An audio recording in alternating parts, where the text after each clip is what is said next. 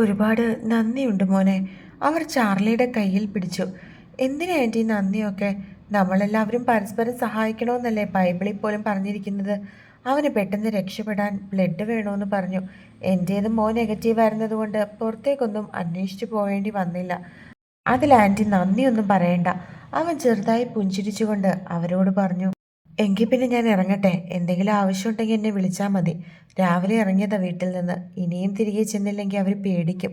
Charlie അവരെ നോക്കി പറഞ്ഞതും അവർ തലയാട്ടി. ആദത്തിന്റെ മുഖത്തേക്ക് ഒന്നും കൂടി നോക്കി. അവനോട് മൗനമായി യാത്ര പറഞ്ഞതിന് ശേഷം ചാർലി ക്രിസ്റ്റിയെയും കൂട്ടി വീട്ടിലേക്ക് തിരിച്ചു. ചാർലിയും ക്രിസ്റ്റിയും കൂടി വീട്ടിലേക്ക് വന്നു. അവരെ കാത്തുന്ന പോലെ എല്ലാവരും ഹാളിൽ തന്നെ ഇരിപ്പുണ്ടായിരുന്നു. നീ ഇതെവിടെ പോയി കിടക്കുമായിരുന്നു ചാർലി? നിന്റെ ആ കൂട്ടുകാരനെ കണ്ടിട്ട് വരാമെന്നും പറഞ്ഞ് പോയ പോക്കാണ്. ആദത്തിനെ വിളിച്ച് നിങ്ങൾ സംസാരിച്ച് ഒത്തുതീർപ്പാക്കിയ കാര്യമെങ്കിലും അറ്റ്ലീസ്റ്റ് ഇവിടെ വിളിച്ച് നിനക്കൊന്ന് പറഞ്ഞൂടെ? ഇവളാണെങ്കിൽ എത്ര നേരമായിട്ട് ടെൻഷൻ അടിച്ചിരിക്കുകയാണെന്ന് അറിയാവോ? ഇവള് മാത്രമാണോ? ഞങ്ങളും. അവൻ്റെ മമ്മി അവനോട് കുറച്ച് ദേഷ്യത്തിൽ പറയാൻ തുടങ്ങി. ഞാൻ ഷീതുവിനോട് വിളിച്ച് പറഞ്ഞല്ലോ അവനിനി പ്രശ്നത്തിനൊന്നും വരില്ലെന്ന്. അവനെ കണ്ട് സംസാരിച്ച് ഒത്തുതീർപ്പാക്കിയെന്ന് ചാർലി അവരെ നോക്കി പറഞ്ഞു. അതെപ്പോഴാ നീ പറഞ്ഞത്? അവൾ അങ്ങോട്ട് വിളിച്ച് ചോദിച്ചപ്പോഴല്ലേ? നിന്നെ കാണാൻ ഞാൻ വിഷമിച്ച് ടെൻഷൻ അടിച്ചിരിക്കുകയായിരുന്നു അവള്. അവർ വീണ്ടും പറഞ്ഞു. മമ്മി, വേറൊരു സംഭവം ഉണ്ടായി. അതും പറഞ്ഞ് ചാർലി അവന് ആക്സിഡന്റ് സംഭവിച്ചതും ഇത്രയും നേരം അവർ ഹോസ്പിറ്റലിലായിരുന്നു എന്നും എല്ലാവരോടും പറഞ്ഞു. ആദ്യത്തിന് ആക്സിഡന്റ് സംഭവിച്ചു എന്ന് കേട്ട് ഷിതു ഞെട്ടിപ്പോയി. എന്നിട്ട് അവനിപ്പോൾ എങ്ങനെയുണ്ട്? അവൻ്റെ പപ്പയാണ് സംശയത്തോട് ചോദിച്ചത്. കുഴപ്പമൊന്നുമില്ല പപ്പേ, ആൻറ്റി വന്നിട്ടുണ്ടായിരുന്നു. ആൻറ്റി വന്നതുകൊണ്ട് ഞാനും അവനും തിരികെ പോന്നത്. ചാർലി അവരെ നോക്കി മറുപടി നൽകി. അല്ല, അവൻ എന്തുകൊണ്ടാ കൊടുത്ത നോട്ടീസ് തിരികെ പിൻവലിച്ചതെന്ന് നീ പറഞ്ഞില്ലല്ലോ? അവൻ്റെ പപ്പ വീണ്ടും സംശയത്തോടെ അവനെ നോക്കി. ആ, അത് പിന്നെ അത് ജീവൻ അതിൻ്റെ നിയമവശങ്ങളൊക്കെ പറഞ്ഞു. ഒരിക്കൽ ഇവളെയും കുഞ്ഞിനെയും തള്ളി പറഞ്ഞവനല്ലേ അവൻ. എന്നിട്ട് പിന്നീട് മറ്റൊരു വിവാഹം കഴിക്കുകയും ചെയ്തു. ജീവൻ അതിനെപ്പറ്റിയൊക്കെ അവനോട് പറഞ്ഞിരുന്നു. ചിലപ്പോൾ കോടതിയിൽ ചെല്ലുമ്പോൾ വിവാഹത്തിന് വേണ്ടി ഗർഭിണിയായ പെണ്ണിനെയും കുഞ്ഞിനെയും ഒക്കെ തള്ളിപ്പറഞ്ഞ ഒരാൾക്ക് ഭാര്യ മരിച്ചു കഴിഞ്ഞപ്പോൾ കുഞ്ഞിനെ വേണമെന്ന് പറഞ്ഞു വന്നാൽ അങ്ങനൊന്നും ആരും കൊടുക്കില്ലെന്ന് അങ്ങനെയൊക്കെയുള്ള കാര്യങ്ങൾ അവൻ പറഞ്ഞു മനസ്സിലാക്കി. അതൊക്കെ അവന് മനസ്സിലാവുകയും ചെയ്തു. അതുകൊണ്ട് തന്നെ അവൻ കേസിൽ നിന്ന് പിന്മാറുകയാണെന്ന് പറഞ്ഞു. ചാർലി പറഞ്ഞു നിർത്തി. ചാർലി പറഞ്ഞ കാര്യങ്ങൾ കേട്ട് വീട്ടുകാരെല്ലാവരും പരസ്പരം മുഖത്തോട് മുഖം നോക്കി. അവൻ്റെ പപ്പ ആലോചനയോടെ താടിക്ക് കൈവച്ചു. ജീവൻ പറഞ്ഞതിലും കാര്യമുണ്ട്. പപ്പ പതുക്കെ തലയാട്ടി. നിയമപരമായി നോക്കിയാൽ ആദത്തിന് വലിയൊരു തിരിച്ചടിയാവുമായിരുന്നു അത്. സ്വന്തം കുഞ്ഞിനെ തള്ളി പറഞ്ഞ് മറ്റൊരു കല്യാണം കഴിച്ച് ചരിത്രമുള്ള സ്ഥിതിക്ക് കോടതി അവന് അനുകൂലമായൊന്നും നിൽക്കില്ല. അതോർത്തു തന്നെയാവും അവൻ പിന്നീട് പിന്മാറിയത്. അയാൾ അവരെ നോക്കി മറുപടി പറഞ്ഞു. എന്നാൽ സോഫയിലിരുന്ന് ഷീതുവിൻ്റെ നെഞ്ചെടുപ്പ് അപ്പോഴും അടങ്ങിയിരുന്നില്ല. ആദത്തിന് ആക്സിഡന്റ് പറ്റിയെന്നുള്ള വാർത്ത അവളെ ശരിക്കും ഞെട്ടിച്ചിരുന്നു. എങ്കിലും കുഞ്ഞിനെ ഇനി അവൻ ചോദിച്ചു വരില്ല എന്നറിഞ്ഞ അവൾക്ക് മനസ്സിലൊരു വലിയ ഭാരം ഇറക്കി വെച്ചതുപോലെ തോന്നി. അല്ല, പിന്നെ അവൻ ആക്സിഡന്റ് പറ്റിയ കാര്യം നിങ്ങളെങ്ങനെയാ അറിഞ്ഞത്? അയാൾ സംശയത്തോടെ വീണ്ടും അവനോട് ചോദിച്ചു. കുറച്ചു കഴിഞ്ഞപ്പോൾ എനിക്കൊരു കോള് വന്നു. അത് ഹോസ്പിറ്റലിൽ നിന്നായിരുന്നു. അപ്പോഴവനിങ്ങനെ ഒരു ആക്സിഡന്റ് പറ്റിയ സംഭവം ഞങ്ങളും അറിഞ്ഞത്. അവൻ്റെ ഫോണിൽ ലാസ്റ്റ് കോൾ എൻ്റേതായിരുന്നു. അതുകൊണ്ട് എന്നെ അവർ വിളിച്ചറിയിച്ചത്. ചാർലി അവരെ നോക്കി പറഞ്ഞു. അപ്പോൾ ഇനി അയാൾ ഒരിക്കലും കുഞ്ഞിനെ ചോദിച്ച് നമ്മുടെ അടുത്തേക്ക് വരില്ലല്ലോ അല്ലേ ചായ? ഇത് കണ്ണുകൾ തുടച്ചുകൊണ്ട് അവനെ നോക്കി ചോദിച്ചു. ഇല്ല ഷീതു, ഇനി നീ അതിനെപ്പറ്റി ഓർത്ത് വിഷമിക്കണ്ട. അവനാ നോട്ടീസ് പിൻവലിച്ചോളാന്ന് ഉറപ്പ് പറഞ്ഞിട്ടാ പോയത്. ഇനി ഇങ്ങനൊരു പ്രശ്നം നമ്മുടെ ജീവിതത്തിൽ ഉണ്ടാവില്ല. ഈസ് നമ്മുടെ കുഞ്ഞായിട്ട് തന്നെ ഇവിടെ വളരും. ഇനി ആരും അവൾക്ക് അവകാശം പറഞ്ഞു വരില്ല. ചാർലി അവളുടെ അരികിലേക്ക് വന്നിരുന്ന് ആശ്വസിപ്പിച്ചു. അവൻ്റെ ഉള്ളിൽ അപ്പോഴും കനത്ത കുറ്റബോധത്തിന്റെ തീ എരിയുന്നുണ്ടായിരുന്നു. ആദം പിന്മാറിയത് ജീവൻ പറഞ്ഞ നിയമവശങ്ങൾ കേട്ടിട്ടല്ല, മറിച്ച് തന്റെ നാവിൽ നിന്നും പുറത്തു വന്ന ആ സത്യം അറിഞ്ഞിട്ടാണെന്നുള്ള കാര്യം അവൻ എല്ലാവരിൽ നിന്നും മറച്ചു വെച്ചു. ആ സത്യം പുറത്തറിഞ്ഞാൽ തകർന്നതാണ് തൻ്റെ കുടുംബമെന്ന് ചാർലിക്ക് നന്നായിട്ട് അറിയായിരുന്നു. മാതാവ് തന്നെയാണ് നമ്മളെ ഈ ചതിയിൽ നിന്ന് രക്ഷിച്ചത്. മമ്മി നെഞ്ചിൽ കൈവച്ചുകൊണ്ട് പ്രാർത്ഥിച്ചു. ആദത്തിന് വലിയ പരിക്കുകളൊന്നും ഇല്ലല്ലോ ചാർലി? അവൻ ഓക്കെ അല്ലേ? മമ്മി സംശയത്തോടെ ചോദിച്ചു. ഏയ് ഇല്ല മമ്മി, തലയ്ക്ക് ചെറിയൊരു മുറിവുണ്ട്. ബ്ലഡ് കുറവുണ്ടായിരുന്നത് കൊണ്ട് ഞാൻ എൻ്റെ ബ്ലഡ് കൊടുത്തിട്ടാണ് പോകുന്നത്. ഡോക്ടർ പറഞ്ഞു പേടിക്കാനൊന്നുമില്ലെന്ന്. ആൻറ്റിയും കൂടെയുണ്ട്. ചാർലി മറുപടി നൽകി. നീ ചെയ്തത് നല്ല കാര്യമാണ്. അവൻ നമ്മളോട് എന്ത് ചെയ്യാൻ വന്നതാണെങ്കിലും ഈ അവസ്ഥയിൽ അവനെ സഹായിച്ചത് വലിയൊരു പുണ്യാണ്. അങ്ങനെ തന്നെയാ വേണ്ടത്. പപ്പ ചാർലിയുടെ തോളിൽ തട്ടി അവനെ അഭിനന്ദിച്ചു. എല്ലാവരുടെയും മുഖത്തൊരു ആശ്വാസം പടർന്നെങ്കിലും ചാർലിയുടെ മനസ്സിൽ മാത്രം ഒരു കാർമേഘം ഒഴിഞ്ഞു പോകുന്നില്ലായിരുന്നു. അവൻ എന്തെങ്കിലും ഈ സത്യം ഷീതുവിനോട് തുറന്നു പറയുമ്പോൾ എന്നുള്ള ഭയം അവനെ വരിഞ്ഞു മുറുക്കാൻ തുടങ്ങി. ഷീതു, നീ ഒത്തിരി ടെൻഷൻ അടിച്ചതല്ലേ? ഇപ്പം നിന്റെ ടെൻഷനൊക്കെ മാറിയില്ലേ? ഞാൻ അപ്പോഴേ നിന്നോട് പറഞ്ഞതല്ലേ, ഞാൻ ജീവനോടെ ഉള്ളപ്പോൾ ഒന്നും സംഭവിക്കില്ല എന്ന്. ഉള്ളിൽ വലിയൊരു കനലെരിയുന്നുണ്ടെങ്കിലും അതൊന്നും അവരുടെ മുൻപിൽ കാണിക്കാതെ അവൻ ചെറിയ പുഞ്ചിരിയോടെ അവളെ നോക്കി ചോദിച്ചു. അതിന് മനസ്സിൽ നിന്നും വലിയൊരു കാർമേഘം ഒഴിഞ്ഞു പോയതുപോലെ അവൾ തിരികെ അവനെ നോക്കി പുഞ്ചിരിച്ചു. ഇപ്പോഴേ ശരിക്കും പറഞ്ഞ എല്ലാവർക്കും ശ്വാസം നേരെ വീണത്. ആ നോട്ടീസ് വന്നപ്പോൾ മുതൽ എല്ലാവരും മറ്റൊരു ചിന്തയിലായിരുന്നു. നിങ്ങളോട് ആരോടും പറഞ്ഞില്ലെങ്കിൽ പോലും എൻ്റെ മനസ്സിൽ എന്തൊരു ആദിയായിരുന്നു എന്നറിയോ. ഞാൻ എവിടെയൊക്കെ നേർച്ചയിട്ട് പ്രാർത്ഥിച്ചു എന്നറിയോ. അവൻ്റെ മമ്മി അവരെ എല്ലാവരെയും നോക്കി പറഞ്ഞു. മമ്മിക്ക് മാത്രമല്ല, ഞാനോ. എൻ്റെ ഇസൂബി ഇല്ലാത്തൊരു ജീവിതത്തിനെ പറ്റി എനിക്ക് ആലോചിക്കാൻ പോലും കഴിയില്ല. റിയാൻ കുഞ്ഞിനെ പൊക്കിയെടുത്ത് കവളിൽ ഉമ്മ വെച്ചുകൊണ്ട് പറഞ്ഞതും അവളവൻ്റെ തോളിലേക്ക് ചാഞ്ഞു. ഒരുപാട് സമയത്തിന് ശേഷം വീണ്ടും എല്ലാവരിലും ആ സന്തോഷം തിരികെ വന്നതുപോലെ തോന്നി. എന്നാൽ അവരുടെയൊക്കെ മുൻപിൽ സന്തോഷം അഭിനയിക്കുന്നുണ്ടെങ്കിലും ചാർലിയുടെ മനസ്സിൽ നിന്നും ഒന്നും വിട്ടുമാറുന്നുണ്ടായിരുന്നില്ല. ആദം ഹോസ്പിറ്റൽ ബെഡിൽ ചാരിയിരുന്ന് ശൂന്യതയിലേക്ക് നോക്കി എന്തൊക്കെയോ ചിന്തിച്ചു കൂട്ടുകയായിരുന്നു. അവൻ്റെ മനസ്സിൽ ചാർലി പറഞ്ഞ ഓരോ വാക്കുകളും ഒരു വലിയ കൊടുങ്കാറ്റ് പോലെ വീശിയടിക്കുന്നുണ്ടായിരുന്നു. തൻ്റെ മകളാണെന്ന് കരുതി സ്നേഹിച്ച കുഞ്ഞ്, അവൾ തൻ്റെ സ്വന്തം ചോരയാണെന്ന് താൻ അഹങ്കരിച്ചിരുന്നു. ഇത്രയും കാലം മനസ്സിൽ കൊണ്ടു നടന്ന ആ വലിയ അവകാശം എല്ലാം ഒരു നിമിഷം കൊണ്ട് ഇല്ലാതെയായിരിക്കുന്നു. ഓരോ ചിന്തകൾ അവനെ വല്ലാതെ അസ്വസ്ഥനാക്കിയിരുന്നു. അവൻ എന്തോ വലിയ ചിന്തയിലാണെന്ന് മനസ്സിലാക്കി അവൻ്റെ മുഖത്തെ ഭാവമാറ്റങ്ങളും ശ്രദ്ധിച്ചുകൊണ്ട് മമ്മി അരികിലേക്ക് വന്നു. മോനെ. മമ്മി അവൻ്റെ നെറ്റിയിൽ പതുക്കെ കൈവച്ചുകൊണ്ട് വിളിച്ചു. അവനെന്തോ ഓർത്തതുപോലെ പെട്ടെന്ന് ഞെട്ടി അവരുടെ മുഖത്തേക്ക് നോക്കി. നീ എന്താടാ ഇങ്ങനെ ആലോചിച്ചുകൊണ്ടിരിക്കുന്നേ? ഡോക്ടർമാർ പറഞ്ഞില്ലേ നിനക്ക് വലിയ കുഴപ്പമൊന്നുമില്ലെന്ന്. പിന്നെന്താ നിനക്ക്? നിന്റെ മനസ്സ് ഇവിടെയൊന്നും അല്ലല്ലോ. അവർ സംശയത്തോടെ അവനെ നോക്കി ചോദിച്ചു. ഏയ് ഒന്നുമില്ല മമ്മി. അവൻ അവരെ നോക്കി തിരികെ മറുപടി പറഞ്ഞു. വണ്ടി ഓടിച്ചപ്പോൾ പെട്ടെന്ന് എന്താ നിനക്ക് സംഭവിച്ചത്? ഇത്രയും വർഷത്തിനിടയ്ക്ക് ഇത് ആദ്യമായിട്ടുള്ള സംഭവമാണല്ലോ. കാർ ഓടിച്ചപ്പോൾ നീ മറ്റെന്തെങ്കിലും ചിന്തയിലായിരുന്നോ? അവർ വീണ്ടും തൻ്റെ മകൻ്റെ മുഖത്തേക്ക് നോക്കി. അത് കേട്ടതും അവനും തിരികെ അവരെ നോക്കിയിരുന്നു. കഴിഞ്ഞതൊക്കെ കഴിഞ്ഞു. മോനിനി പഴയ കാര്യങ്ങളൊന്നും ചിന്തിക്കാതെ പുതിയൊരു ജീവിതത്തിനെ പറ്റി ചിന്തിക്കണം. ഇസു അത് നമ്മുടെ കുഞ്ഞാണെന്ന് നമുക്കറിയാം. പക്ഷെ നമ്മുടെ ഒപ്പം വളരുന്നതിനേക്കാൾ 10 ഇരട്ടി നല്ലതായിട്ടാണ് അവരുടെ ഒപ്പം അവൾ വളരുന്നത്. അതുമാത്രമല്ല, ചാർലി അവളെ സ്വന്തം കുഞ്ഞിനെ പോലെയാ കരുതുന്നതും സ്നേഹിക്കുന്നതും ഒക്കെ. അത് അവൻ്റെ കുഞ്ഞല്ലാന്ന് പുറത്തുനിന്ന് ആര് നോക്കിയാലും പറയില്ല. ഇനി നീ അവരെ അവരുടെ പാട്ടിന് വിട്ടേരെ. ഒന്നിനും അവരുടെ അടുത്തേക്ക് മോൻ ചെല്ലരുത്. നിനക്കധികം പ്രായമൊന്നും ആയിട്ടില്ലല്ലോ ആദം. നിന്നെ മനസ്സിലാക്കുന്ന, നിന്നെ സ്നേഹിക്കാൻ കഴിയുന്ന ഒരു നല്ല പെൺകുട്ടിയെ നമുക്ക് കണ്ടെത്തണം.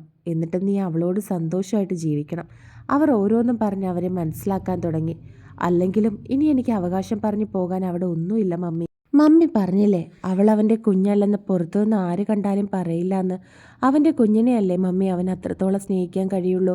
അവൻ ചെറിയ പുഞ്ചിരിയോടെ നിസ്സഹായ അവസ്ഥയോടെ അവരുടെ മുഖത്തേക്ക് നോക്കി പറഞ്ഞതും അവർക്ക് അവൻ എന്താണ് പറയുന്നതെന്ന് മനസ്സിലായില്ല. എനിക്ക് മനസ്സിലായില്ല. മോൻ എന്തായി പറയുന്നേ? ഷീതുവിനെ ചാർലി വിവാഹം കഴിച്ചെങ്കിലും കുഞ്ഞ് നമ്മുടേതല്ലാതായി പോകുന്നില്ലല്ലോ. അവൾ നമ്മുടെ കുഞ്ഞാണെങ്കിലും നന്നായിട്ട് തന്നെയാണ് അവിടെ വളരുന്നത്.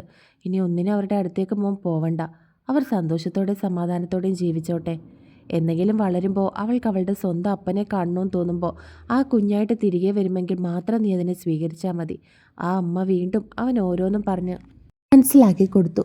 അവർക്കിടയിൽ ഒരു ശല്യമായിട്ടോ പ്രശ്നമായിട്ടോ അവൻ പോകാൻ പാടില്ല എന്നൊരു നിശ്ചയം അവർക്ക് ഉണ്ടായിരുന്നു. മമ്മി. ആദത്തിൻ്റെ ശബ്ദം ഇടറി. അവർ സംശയത്തോടെ അവനെ നോക്കി.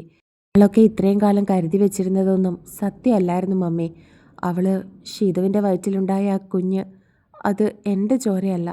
പറയുമ്പോൾ അവൻ്റെ കണ്ണുകളൊന്നും നിറഞ്ഞിരുന്നു. കാരണം ഇത്രയും കാലം താൻ സത്യമെന്ന് വിശ്വസിച്ചത് ഒരു വലിയ കള്ളമായിരുന്നുവെന്ന് അവന് തോന്നലുണ്ടായിരുന്നു.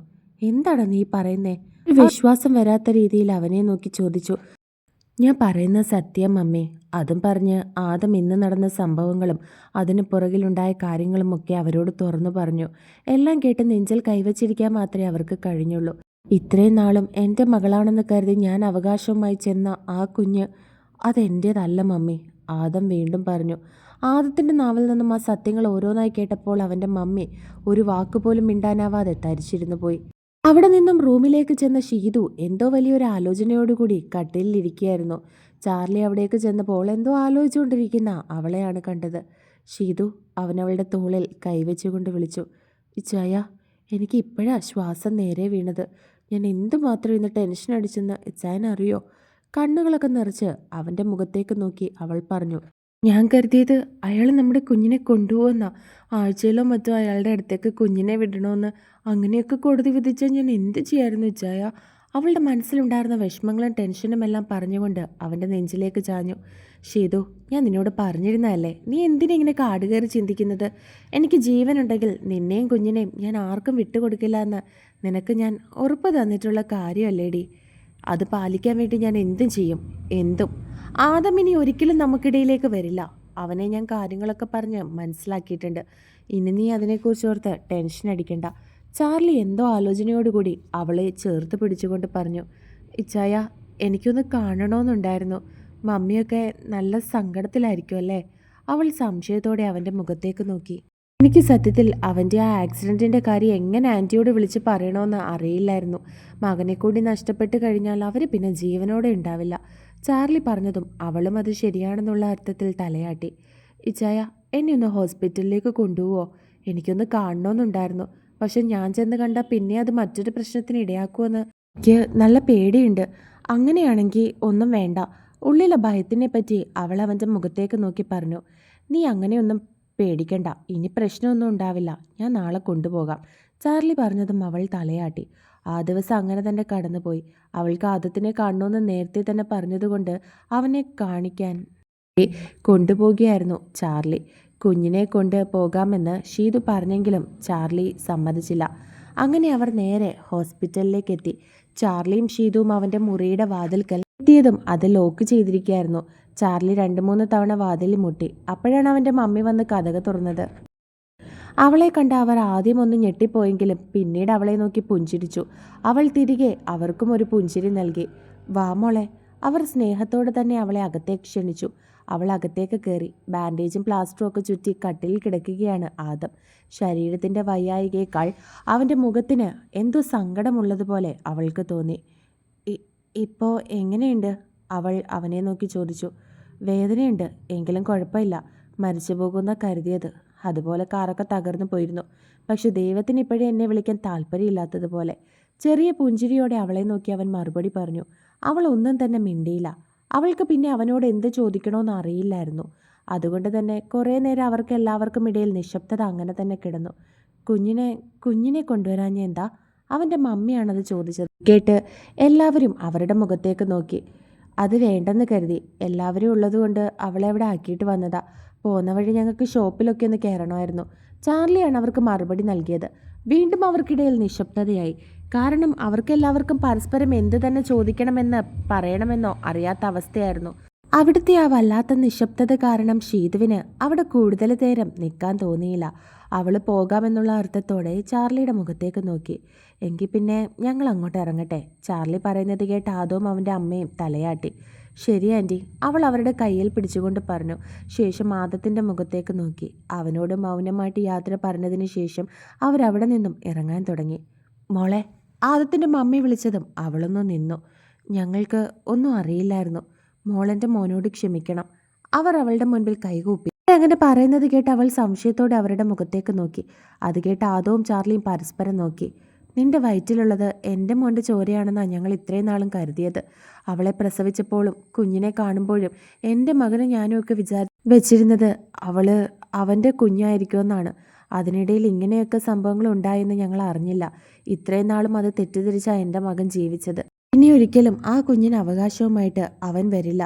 ഇതുവരെ എൻ്റെ മകൻ എന്തെങ്കിലും തെറ്റ് മോളോട് ചെയ്തു പോയിട്ടുണ്ടെങ്കിൽ മോൾ അവനോട് ക്ഷമിക്കണം. അവർ പറയുന്നത് കേട്ട് അവൾ സംശയത്തോടെ അവരുടെ മുഖത്തേക്ക് നോക്കി. അവൾക്കാണെങ്കിൽ ഒന്നും തന്നെ മനസ്സിലാകുന്നുണ്ടായിരുന്നില്ല. അവൾ തിരിഞ്ഞ് ചാർലിയെ നോക്കി. ഇവരെന്തൊക്കെയാ പറയുന്നതെന്നുള്ള അർത്ഥത്തോടെ. അത് കേട്ട് ചാർലി ആദത്തിനെയാണ് നോക്കിയത്. കാരണം ആ സത്യങ്ങളൊന്നും അവൾക്കറിയില്ല എന്ന് അവന് നന്നായിട്ട് അറിയായിരുന്നു. മമ്മി, എന്താ ഇത്? അവർ പൊയ്ക്കോട്ടെ. ആദം പെട്ടെന്ന് അവരെ നോക്കി പറഞ്ഞു. അപ്പോഴാണ് ശരിക്കും അവരും അത് ഓർത്തത്. അതൊന്നും അവൾക്കറിയില്ലല്ലോ എന്ന്. മോള് പൊയ്ക്കോ. അവർ സാരി തലപ്പ് കൊണ്ട് തന്നെ കണ്ണുനീർ തുടച്ചുകൊണ്ട് അവളോട് പറഞ്ഞു. ഷിതു, വാ. ചാർലി അവളുടെ തോളിൽ കൂടി കൈയിട്ടുകൊണ്ട് വിളിച്ചു. അവളൊരു പാവയെ പോലെ അവിടെ നിന്നും അവൻ്റെ ഒപ്പം ഇറങ്ങി. അവൻ്റെ ഒപ്പം നടക്കുന്നുണ്ടെങ്കിലും അവളുടെ മനസ്സിൽ നിറയെ അവർ പറഞ്ഞ കാര്യങ്ങളായിരുന്നു. ഷിതു. അവളൊന്നും മിണ്ടാതെ പാവയെ പോലെ തൻ്റെ കൂടെ നടക്കുന്നത് കണ്ട് അവൻ അവളെ നോക്കി വിളിച്ചു. എന്താ വെച്ചായി അവർ പറഞ്ഞതിൻ്റെ അർത്ഥം? അവൾ അവൻ്റെ കണ്ണുകളിലേക്ക് നോക്കി ചോദിച്ചു. അത് മോളെ, പിന്നെ നമുക്ക് വീട്ടിൽ ചെന്നിട്ട് സംസാരിക്കാം. അവൻ അവളെ സമാധാനപ്പെടുത്താൻ ശ്രമിച്ചുകൊണ്ട് പറഞ്ഞു.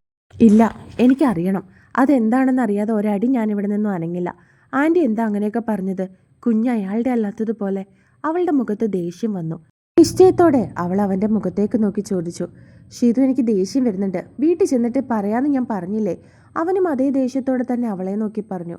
അതൊന്നും ഹോസ്പിറ്റലിൽ വെച്ച് പറയാൻ പറ്റില്ല എന്ന് അവന് നന്നായിട്ട് അറിയായിരുന്നു. സത്യങ്ങളൊക്കെ അവൾ മനസ്സിലാക്കാൻ തുടങ്ങിയെന്ന് അവനും മനസ്സിലായി. അതുകൊണ്ട് തന്നെ അതിൻ്റെ ടെൻഷനും ദേഷ്യവും വിഷമവും ഒക്കെ ഒരുപോലെ അവനും വന്നിരുന്നു. ഇല്ല, ഇച്ചാൻ എന്തൊക്കെ പറഞ്ഞ് എന്നോട് ദേഷ്യപ്പെട്ടാലും ഞാൻ വരില്ല. അവർ പറഞ്ഞതിൻ്റെ അർത്ഥം എന്താണെന്ന് അവൾ ഒച്ച എടുത്തുകൊണ്ട് തന്നെ അവനോട് ചോദിച്ചു. ഹോസ്പിറ്റലിൽ നിന്ന് എല്ലാവരും അവളെ തന്നെ ശ്രദ്ധിക്കുന്നുണ്ടായിരുന്നു. അവൻ്റെ കൈകൾ അവളുടെ കൈത്തണ്ടയിൽ മുറുകി. നിന്നോട് പറഞ്ഞാൽ നിനക്ക് മനസ്സിലാവില്ലേടി? അതും പറഞ്ഞ് അവളുടെ കൈത്തണ്ടയിൽ പിടിച്ച് അവൻ ദേഷ്യത്തോടെ ഹോസ്പിറ്റലിൽ നിന്നും പുറത്തേക്കിറങ്ങി. അവരാണെങ്കിൽ നേരെ പോയത് കാറ് പാർക്ക് ചെയ്തിരുന്ന സ്ഥലത്തേക്കാണ്. നിനക്ക് എന്താ നിനക്ക് അറിയേണ്ടത്? പറയടി, എന്താ അറിയേണ്ടതെന്ന്? കാറിലേക്ക് അവളെ ചാരി നിർത്തി അവൻ ദേഷ്യത്തോടെ അവളോട് ചോദിച്ചു. അവൻ്റെ മുഖത്ത് ദേഷ്യം കണ്ട് അവളുടെ കണ്ണുകൾ നിറഞ്ഞു. അതേ നിറഞ്ഞ കണ്ണുകളോടെ അവൾ തിരികെ അവൻ്റെ മുഖത്തേക്ക് നോക്കി. അവരെന്തിനാ അങ്ങനെ പറഞ്ഞതെന്ന് നിനക്കറിയണം. അതല്ലേ നിനക്കറിയേണ്ടത്? എങ്കിൽ കേട്ടോ, ഇസു എൻ്റെ കുഞ്ഞാ, അവൻ്റെ അല്ല. നിനക്ക് എന്നിൽ നിന്നുണ്ടായ കുഞ്ഞാണ് ഇസു. പുലിക്കളത്തിൽ ചാർലിയുടെ മകൾ. അവൾക്ക് അവകാശം പറയാൻ ആരും വരണ്ട. വന്നാലും വിട്ടുകൊടുക്കാൻ ഈ ചാർലി ഉദ്ദേശിക്കുന്നില്ല. അത് കേട്ടതും ഷീതുവിൻ്റെ പാദങ്ങൾക്കിടയിലെ മണ്ണ് ഒലിച്ചു പോകുന്നത് പോലെ അവൾക്ക് തോന്നി. നിറഞ്ഞ കണ്ണുകളോടെയും അത്ഭുതത്തോടെയും അവൾ തിരികെ അവൻ്റെ മുഖത്തേക്ക് നോക്കി. ആദം അല്ല അവളുടെ അപ്പൻ, ഈ ഞാനാണ്. എൻ്റെ ചോരയാ അവള്. അവനത് പറഞ്ഞ് അവസാനിപ്പിച്ചതും അവൾ നിലത്തേക്ക് വീണതും ഒന്നിച്ചായിരുന്നു. ഷീതു കണ്ണു തുറക്കടി. അവൻ പരിഭ്രാന്തിയോടെ അവളുടെ മുഖത്ത് തട്ടി വിളിച്ചു. പക്ഷെ അവൾ യാതൊരു ചലനവുമില്ലാതെ അവൻ്റെ കൈകളിൽ തന്നെ കിടന്നു. താൻ ദേഷ്യത്തിൽ വിളിച്ചു പറഞ്ഞ സത്യം അവളെ എത്രമാത്രം തളർത്തിക്കളഞ്ഞു എന്ന് കണ്ടപ്പോൾ ചാർലിയുടെ നെഞ്ചു പിടഞ്ഞു. അവൻ്റെ ഉള്ളിലെ ദേഷ്യം അത്രയും നിമിഷം കൊണ്ട് കടുത്ത ഭയമായി മാറി. മോളെ ഷീതു, അവൻ പെട്ടെന്ന് അവളെ കൈകളിൽ താങ്ങിയെടുത്തു. അപ്പോഴേക്കും പാർക്കിങ്ങിലേക്ക് വന്ന മറ്റൊരാളും ചാർലി സഹായിച്ചു. അവരിരുവരും കൂടി അവളെ തിരികെ ഹോസ്പിറ്റലിലേക്ക് കൊണ്ടുപോയി. ട്രിപ്പിട്ട് കിടത്തിയിരിക്കുകയാണ് ഷീതുവിനെ. BP വേരിയേഷൻ കാരണം തലചുറ്റി വീണെന്നാണെന്ന് ഡോക്ടർ പറഞ്ഞു. മുഖത്ത് വെള്ളം തളിച്ചപ്പോഴേക്കും അവൾ കണ്ണുകൾ തുറന്നിരുന്നു. ട്രിപ്പ് തീർന്നിട്ട് വീട്ടിലേക്ക് പോകാമെന്നും പറഞ്ഞു. ആദമോ അവൻ്റെ മമ്മിയോ ഈ സംഭവങ്ങളൊന്നും തന്നെ അറിഞ്ഞില്ല. അവൾക്ക് പ്രത്യേകിച്ച് കുഴപ്പമില്ലാത്തതുകൊണ്ട് വീട്ടിലേക്കും ചാർലി വിളിച്ച് പറഞ്ഞിരുന്നില്ല. ഷീതു, നിനക്ക് എന്താ കഴിക്കാൻ വേണ്ടത്? ഞാൻ പോയി വാങ്ങിയിട്ട് വരാം. അവൻ ക്ഷമയോടെ അവളോട് ചോദിച്ചു. എനിക്കൊന്നും വേണ്ട, എനിക്ക് വീട്ടിലേക്ക് പോയാൽ മതി. അവൾ അതേ ദേഷ്യത്തോടെ അവൻ്റെ മുഖത്തേക്ക് നോക്കി. ട്രിപ്പ് തീർന്നിട്ട് വീട്ടിലേക്ക് പോയിക്കൊള്ളാൻ ഡോക്ടർ പറഞ്ഞത് നീയും കേട്ടതല്ലേ? അവൻ ശബ്ദം താഴ്ത്തി തന്നെ അവളോട് പറഞ്ഞു. തീരാറായല്ലോ, ഡിസ്ചാർജ് വേണമെന്ന് പറ. അവളും തിരിച്ചു മറുപടി പറഞ്ഞു. അവളുടെ ആ സംസാരവും പെരുമാറ്റവും അവനിൽ വല്ലാത്ത സങ്കടം ഉണ്ടാക്കി. ചാർലി അവളുടെ ആ തണുത്ത മറുപടി കേട്ട് ഒന്നും മിണ്ടാതെ പുറത്തേക്ക് നടന്നു. ഡോക്ടറോട് സംസാരിച്ച് ഡിസ്ചാർജ് കാർഡും വാങ്ങി പേ ചെയ്ത് അവൻ തിരികെ വരുമ്പോഴേക്കും ഷീതു കട്ടിലിൽ എന്തൊക്കെയോ ആലോചിച്ചുകൊണ്ട് കിടക്കുകയായിരുന്നു. അവൾ ഇപ്പോഴും ആ വലിയ ഷോക്കിൽ നിന്ന് മുക്തിയായിരുന്നില്ല. ഹോസ്പിറ്റലിൻ്റെ ഇടനാഴിയിലൂടെ നടക്കുമ്പോഴും കാറിനടുത്തേക്ക് പോകുമ്പോഴും അവൾ ചാർലിയുടെ മുഖത്തേക്ക് നോക്കാൻ പോലും കൂട്ടാക്കിയില്ല.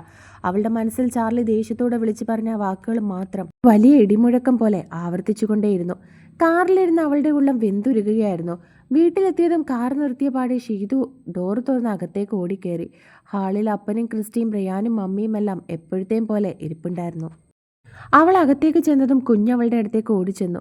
അവൾ കുഞ്ഞിനെ എടുത്തതിന് ശേഷം നിറകണ്ണുകളോടെ എല്ലാവരുടെയും മുഖത്തേക്ക് നോക്കി. പിന്നെ ഒന്നും മിണ്ടാതെ മുറിയിലേക്ക് പോയി. അവളുടെ ആ പെരുമാറ്റം എല്ലാവരിലും സംശയമുണ്ടാക്കി. എല്ലാവരും പരസ്പരം നോക്കുകയായിരുന്നു. ചേട്ടായും ചേട്ടത്തിയും തമ്മിലെന്തോ സൗന്ദര്യപ്പിണക്കം ഉണ്ടായെന്ന് തോന്നുന്നല്ലോ. റയാൻ അവരെ നോക്കിക്കൊണ്ട് പറഞ്ഞു. അപ്പോഴേക്കും ചാർലിയും അകത്തേക്ക് കയറി വന്നു. എന്താടാ, നീ അവളും തമ്മിൽ എന്തെങ്കിലും പ്രശ്നം ഉണ്ടായോ? അവളെന്താ വല്ലാതെ കയറിപ്പോയത്? ഞങ്ങളോട് ആരോടും ഒന്നും മിണ്ടിയതുമില്ല. ക്രിസ്റ്റി അവനെ നോക്കി ചോദിച്ചു. എന്നാൽ അതിനും ചാർലി മറുപടി ഒന്നും തന്നെ പറഞ്ഞില്ല. അതിനൊക്കെ മുകളിൽ അവൻ അവളോട് സ്വസ്ഥമായിട്ടൊന്ന് സംസാരിക്കണമെന്ന് തോന്നൽ മാത്രമായിരുന്നു. നമുക്ക് പിന്നീട് ഇതിനെപ്പറ്റി സംസാരിക്കാം. അതും പറഞ്ഞ് അവരുടെ മറുപടിക്ക് കാത്തു നിൽക്കാതെ അവനും മുറിയിലേക്ക് പോയി. അവൻ ചെന്നപ്പോൾ വാതിൽ പകുതി ചാരിയിട്ടിട്ടേ ഉണ്ടായിരുന്നുള്ളൂ. അവൻ പതുക്കെ അത് തള്ളി തുറന്ന് അകത്തേക്ക് കയറി. ചാർലി അകത്തേക്ക് കയറുമ്പോൾ അവൾ കട്ടിലിരുന്ന് ശൂന്യതയിലേക്ക് നോക്കുകയായിരുന്നു. അവളുടെ കണ്ണുകൾ കനത്ത് വീർത്തിരുന്നു. മുഖത്ത് വല്ലാത്തൊരു വിളർച്ച പടർന്നിട്ടുണ്ടായിരുന്നു. ചാർലി പതുക്കെ കതകടച്ചു. എന്നിട്ട് അവളുടെ അരികിലേക്ക് നടന്നു ചെന്നു. വല്ലാത്തൊരു കുറ്റബോധവും പേടിയും അവൻ്റെ ഉള്ളിൽ ഒരേ സമയം തന്നെ പിടയുന്നുണ്ടായിരുന്നു. ഷീതു, ചാർലി വളരെ പതുക്കെ ശബ്ദമിടറിക്കൊണ്ട് അവളെ വിളിച്ചു.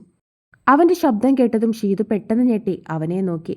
ഹോസ്പിറ്റൽ പാർക്കിങ്ങിൽ വെച്ച് അവൻ ദേഷ്യത്തോടെ വിറച്ചുകൊണ്ട് വിളിച്ചു പറഞ്ഞ ആ വാക്കുകൾ അവളുടെ കാതിൽ വീണ്ടും വന്ന് പതിച്ചിരുന്നു.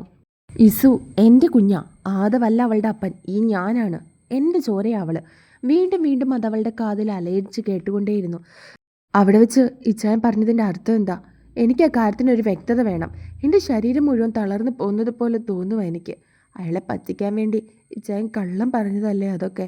പ്രതീക്ഷയോടെ അവൾ അവൻ്റെ മുഖത്തേക്ക് നോക്കി ചോദിച്ചു. അല്ല, അങ്ങനെ ഒരു കള്ളം പറയേണ്ട ആവശ്യം എനിക്കില്ല. കാരണം അതൊന്നും അല്ല സത്യം. ഇനിയും നിന്നോട് മറച്ചു വെക്കാൻ എനിക്ക് കഴിയില്ല ഷീതു.